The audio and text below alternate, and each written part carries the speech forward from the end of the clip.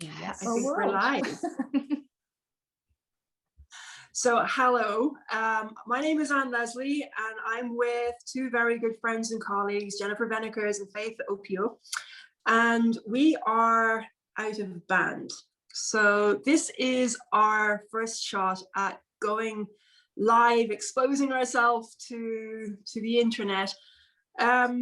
Conversations that we're looking to have, that we've been having between ourselves, and that we kind of felt that maybe we weren't alone thinking about some of the stuff that's on our minds, and thinking that maybe there might be a tribe of misfits, a bit like us, out there who would be interested in eavesdropping in on these conversations, maybe even joining in on these kind of conversations. So we've created this virtual space. It could just be the three of us, but it's big enough for as many people as want to join us. And we want it to be as inclusive as possible. So I'm gonna, Faith, Jennifer, jump in. There's no rules here, really.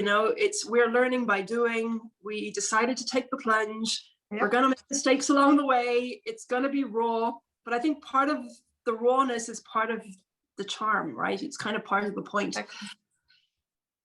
So no filters. We're going to be talking about things that matter to us, things that are in our lives, things that are in our jobs, things that bring us joy, things that frustrate us. And it's a safe space for us, and it's a safe space for anybody else who wants to listen in, wants to join in.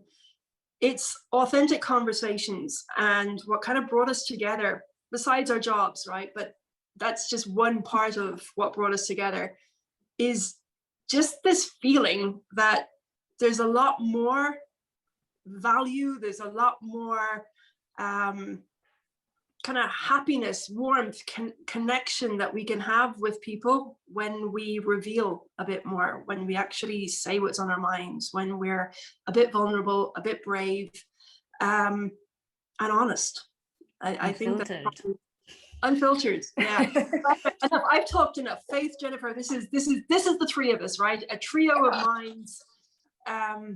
Why are you here? Faith, you tell me. And Jennifer, same too. Why are you here? Jennifer, do you want to go first? Kick it up. Okay. Why am I here? I'm here because I've been around for several years, around 10 years now, in the industry, but I haven't seen people much like myself. Yes, there's some of them, but I don't see a lot of people that I can personally relate to, a lot of people that maybe have walked the same path as I have, and sometimes you cannot be what you cannot relate to, and I've always been in hiding. I've always been, that type of person who will be, hard work, do my work, and hopefully have it speak for itself. No more hiding. But I realized that I'm not helping people like myself,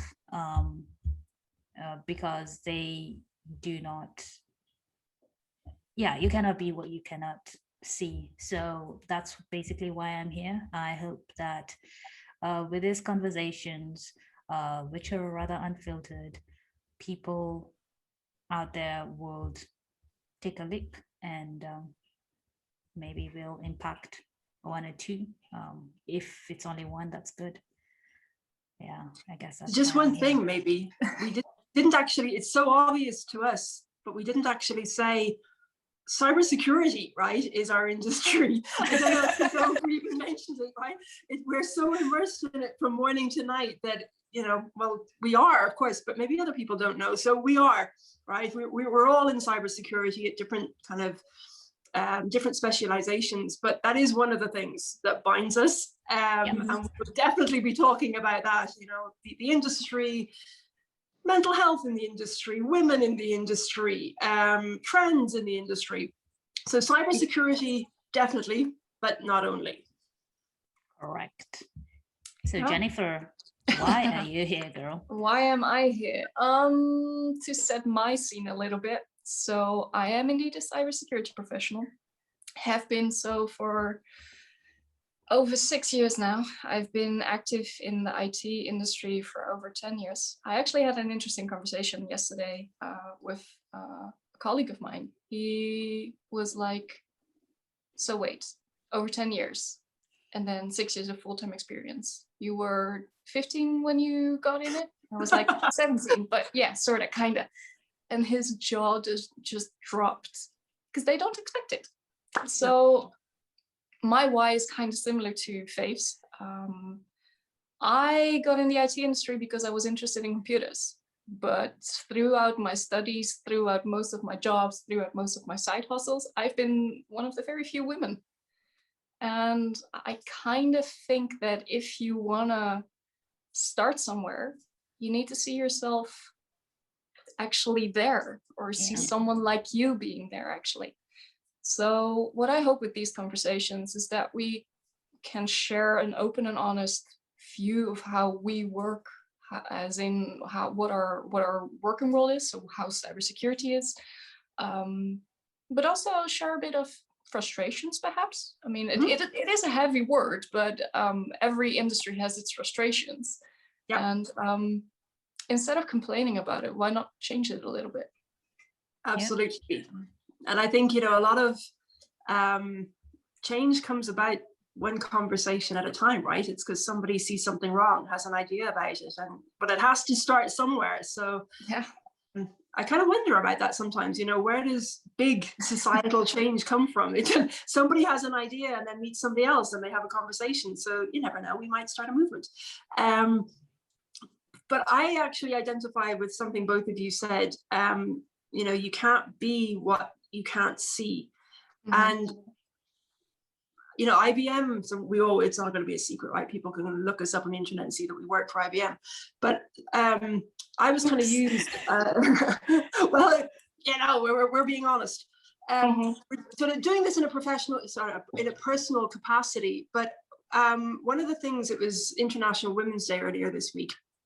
And I did a short kind of video testimonial, sort of talking about my story. So I've worked in banking, I've sold software, I've been a consultant specialized in financial regulation, and I was also for a decade a full-time mom. So I'm still a mother, I haven't sort of given up that job.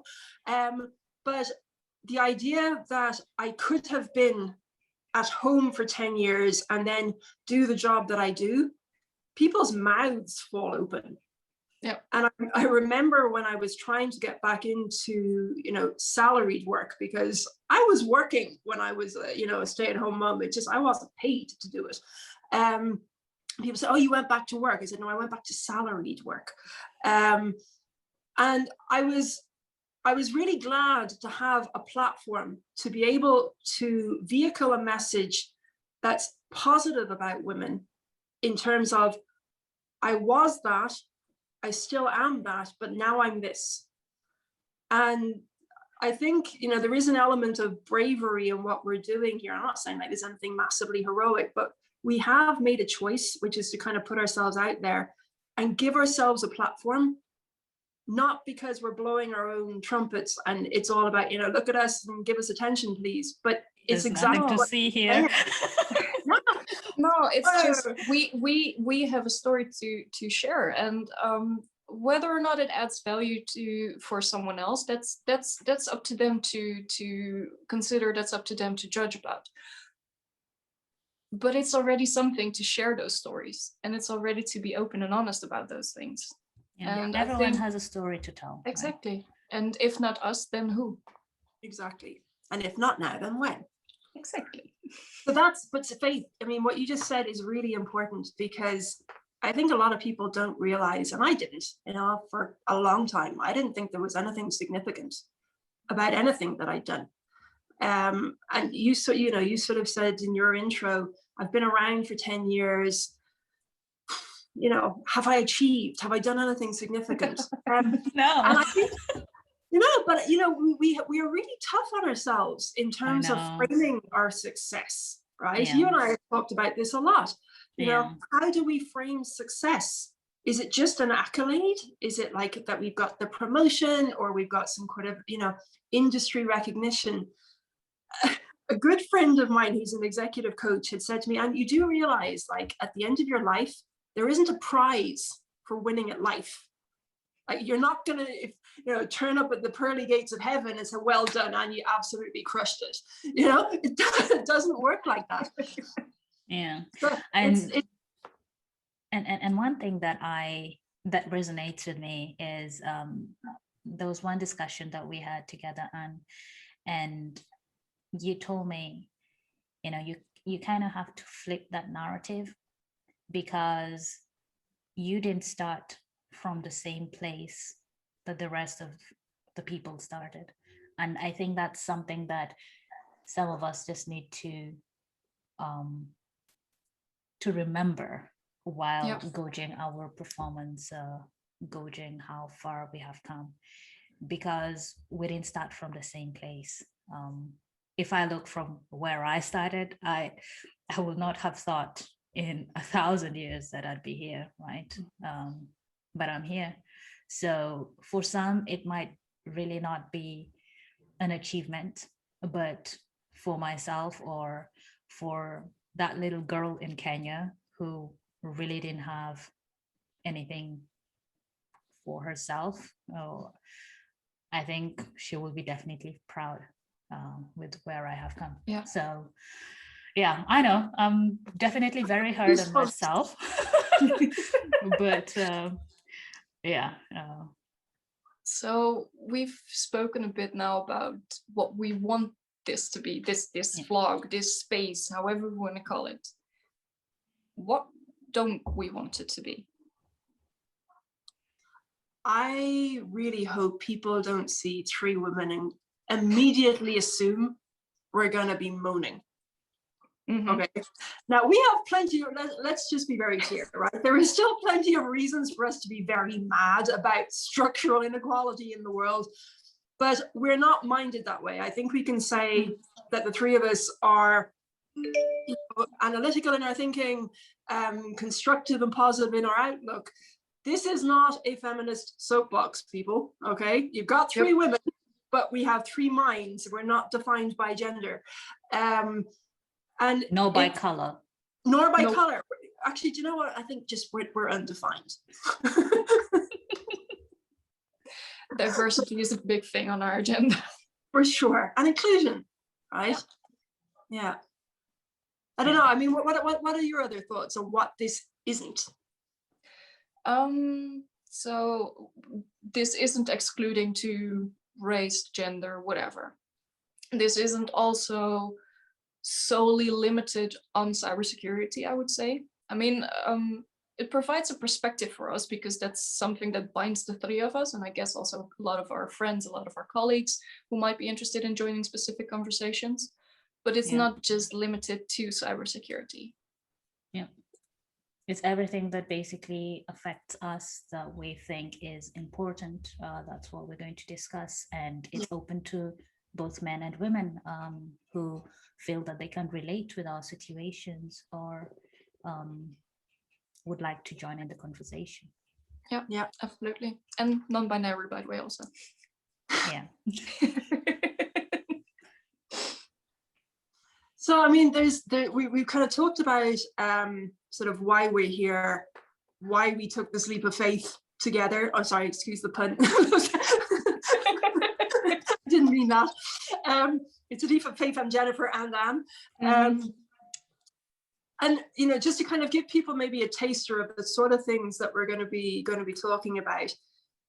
One of the things that we've been discussing in our prep for this was, well, you know, we've had International Women's Day, right, earlier this week. So what was kind of our take on that and our feelings on it? So that is one of the things I think that we're going to be playing around with a little bit in the format, is things that'll pop up in the news, things that we might have read, you know, things we might see on Twitter or on LinkedIn or whatever. But just, you know, something that'll have come up, and then what's our take on it? And, you know, we're good friends, but it doesn't mean we're going to agree. The whole point here is that we debate. triangulate opinions. So, we're looking forward to a bit of back and forth. And hopefully we're going to have some people tuning in so we get questions, right? So, Absolutely. Because it should not just be limited to the three of us. It should be open to way more opinions, for example. Yeah, absolutely. So, I mean, Faith, right? What was your take for International Women's Day this week? What was kind of your feeling about this day that is dedicated to women? Well, I think it's I think it's sad that we women still need a special day to be recognized because we're not recognized. I hope that that is not what is going to be in the future. That's the reality that we live in right now. Maybe in the US or in the UK, the women have better standing than in other countries, like I can think of Africa. So where else we're making progress, we're still not there. And I guess that's why we still have this day. I hope that it won't be necessary in the future because we are striving towards equality. I hope that we reach there soon, but the statistics still show otherwise. So long as we have this day, I think it's good to celebrate it. Yeah. What about you, Jennifer? Give me a second. My guinea pigs are making a lot of noise at the That's moment. no problem. This is life.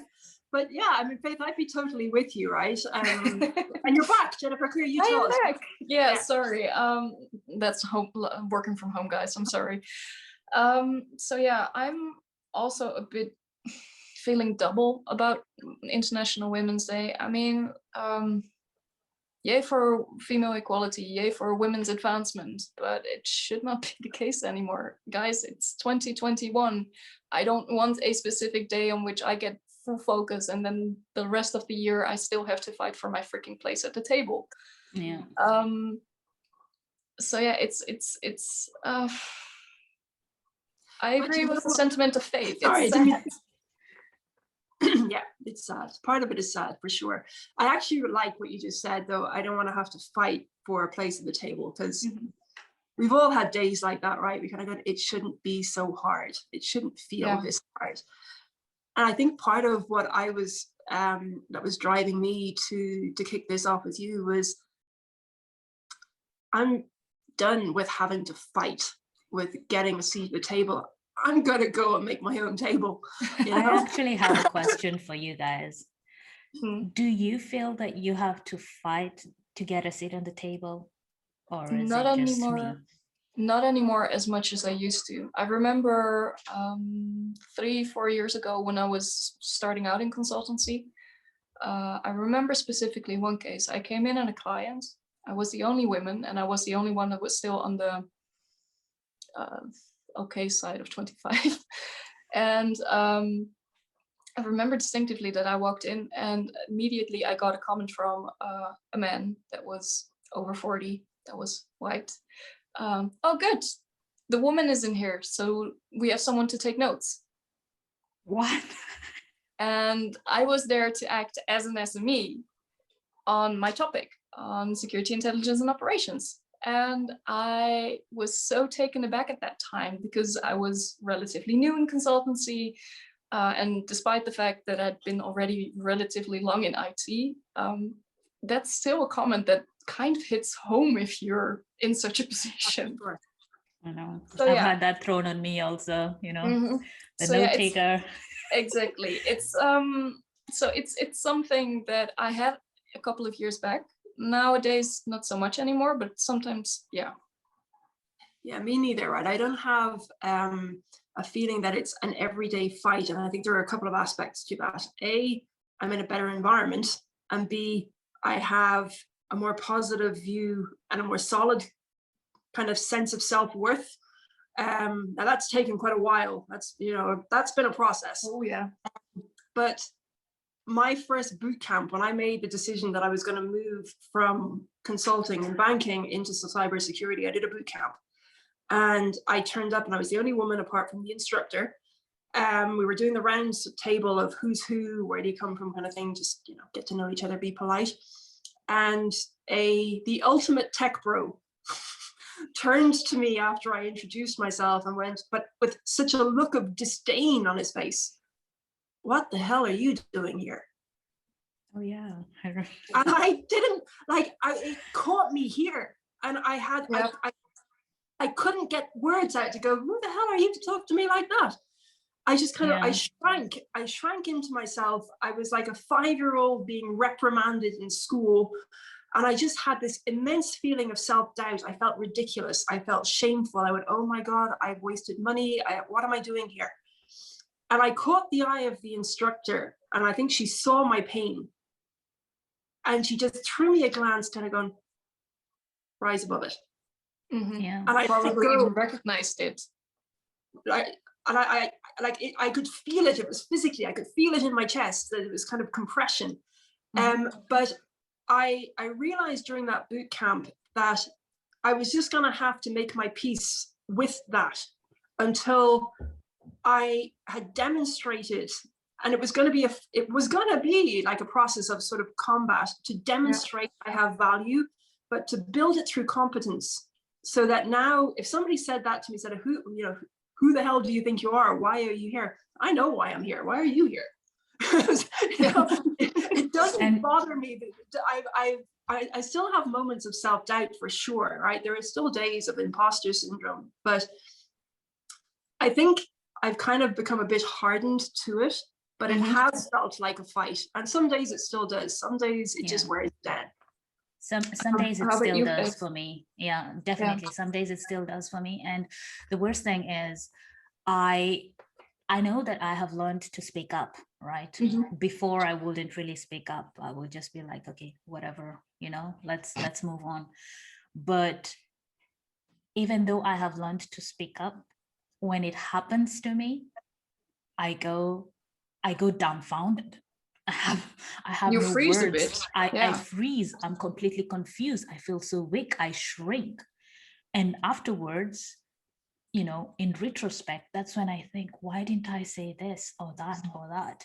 So yes, even though I have learned to be braver, I have learned to, I basically have what's it called? I have a shell of protection, I guess, around me.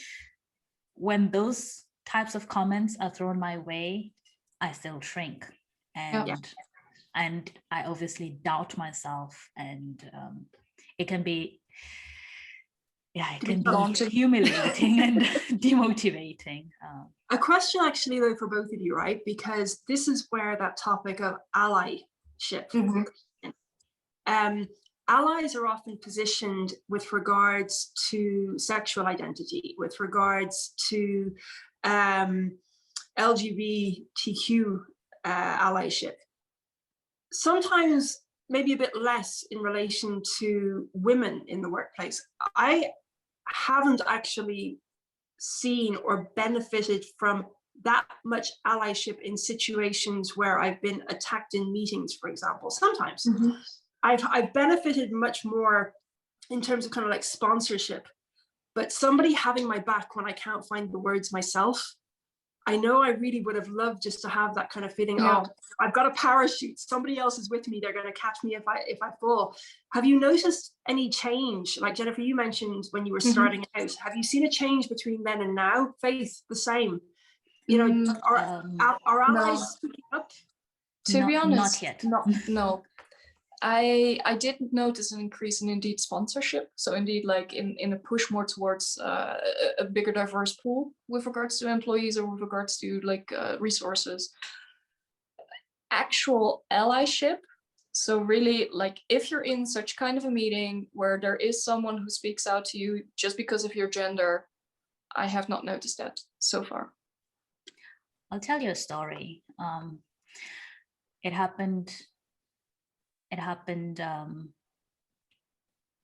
maybe around, anyway, it happened some time ago. And I had a partner with whom we were doing a certain project, and I was the main engineer for that project. For that particular location and for that particular project. So we decided, okay, let's go and speak to a certain manager, and that manager has been known to demean people. And we go there, we start telling him a story, trying to figure out the logistics. When can we perform the network modifications that we wanted to do? And I was asking him the question, I was asking the manager the question, and instead of him responding to me, he would turn to my colleague, who's male, he would turn to him and say, tell this girl, blah, blah, blah. Then I'm the only one who basically would give a final response of what we're going to do with that project, because I was the one who was leading it. So even though he was directing the answers to the questions that I was giving to my colleague would still turn to me and ask me like, hey, what's the answer for that? And in that particular moment, we're still very good friends with my colleague until today. And I would like to work with him any day. But at that particular time, when this particular manager was demeaning me and putting me down, even though he was known to have that type of character, I would have appreciated that my colleague had actually stood up for me and said, you know what, that is disrespectful, right? But obviously, you know, when I know that my colleague did see it. So when we walked back, he told me like, you know, Faith, just don't think about it. And I went and told my manager about it, that this and this has happened. And obviously my manager was like very concerned about it. And we spoke about it and tried to resolve the issue. But, you know, that particular moment when I was being demeaned, I would have appreciated my colleague to say something. And the same thing happened to me recently on a call, right? Everyone was there and you're being demeaned on call. Your colleagues are there, right? You would have expected someone to just say, that's not right. But I don't know. I guess maybe people just get too shocked to say something. Later, they say, you know, that was not right. But saying it at that time would have made a difference. I actually have benefited from that. It's the only time that I can think of, but I was in a call similar. I don't believe it. The doorbell rings. My doorbell never Work rings. from home. Work from home. It's fine. Go ahead.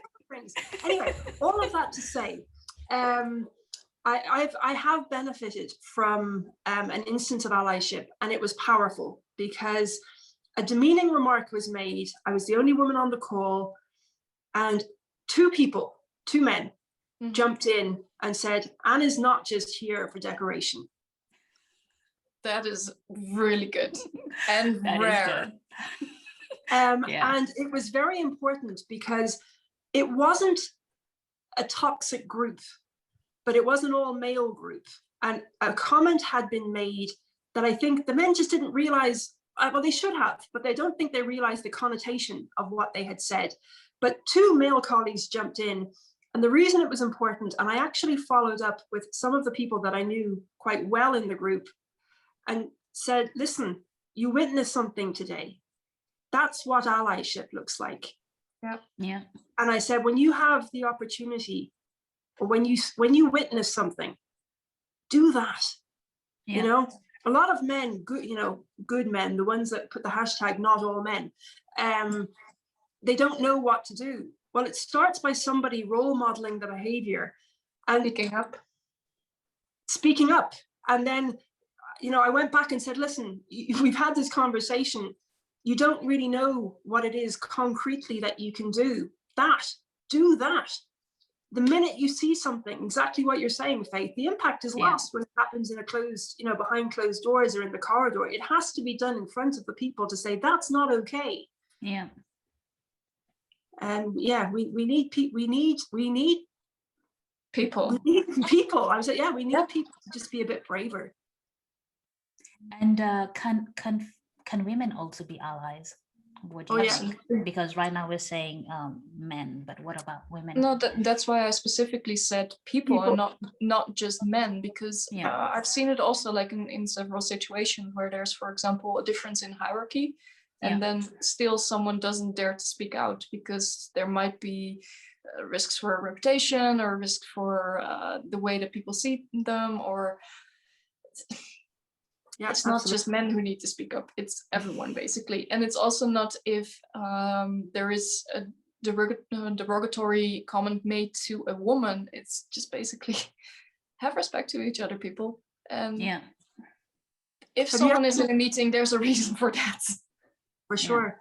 Have you ever noticed, you know, following on what we said at the beginning, this is not a feminist anti-men soapbox, and it really isn't. Because what I have noticed is that there is sometimes a distinct lack of solidarity between women. I've witnessed some terrible behavior on behalf of women, you know, backbiting, undermining, a kind of a sense of a competition, which is, well, if she's succeeding, it means she's taking something away from me. So I'm going to try and pull the rug out from under. Men actually seem to have a mechanism that's either formal or informal, but they're better at supporting each other actually than I think women are, in terms of, you know, the things that happen that allow you to have new opportunities or progress or have success in whatever way you frame it. But do you have any anecdotes on that, of things that you might have seen, either good or bad, right? Where not really. Maybe that's one of the advantages of being in a male-dominated technical field. I am mostly the only girl in the room, or I mean, I still know it from high school, but in professional life, I have not encountered it. But then again, that's mostly because usually either I'm the only woman or there are only 2 or 3 other women in the room as I am. Yeah. So at least not in professional. Obviously in personal that happens. Well, we're being, you know, showing an act of solidarity being here. But yeah. So since it was Women's Day on Monday, and this year's theme is choose to challenge, what do you choose to challenge on? So I choose to challenge assumptions. I choose to challenge my own, and I choose to challenge assumptions that other people have about what we need to succeed in cybersecurity. I don't just mean as women, I mean as an industry. The skills, the behaviors, the relationships. I think we have a lot of false assumptions about what cybersecurity is, what it can be, what it needs to be. So I'm going to challenge assumptions. What of you, Jennifer? I choose to challenge, and this sounds very heavy, but I choose to challenge the status quo. And what I mean by that is I'm not necessarily fighting for more women, although I would welcome that. I'm fighting for having purely looked at skills, at knowledge, and then regardless if the person is a woman, a man, or non-binary, just hire the freaking person. Yeah, I agree with that. What about you? I choose to challenge bias. Very good. And it can be bias also by myself, right? I think everyone tends to be biased. It's important that we recognize that bias and try to unlearn it. So that's what I choose to challenge. That's very beautiful. And that being said, I think, are we good for today? I think we're good for today. This was a lot of fun. Yeah. Then let's wrap it up, and I'll see you you guys next time. Yeah. Like and subscribe. Bye-bye. Bye, guys. Ciao, ciao.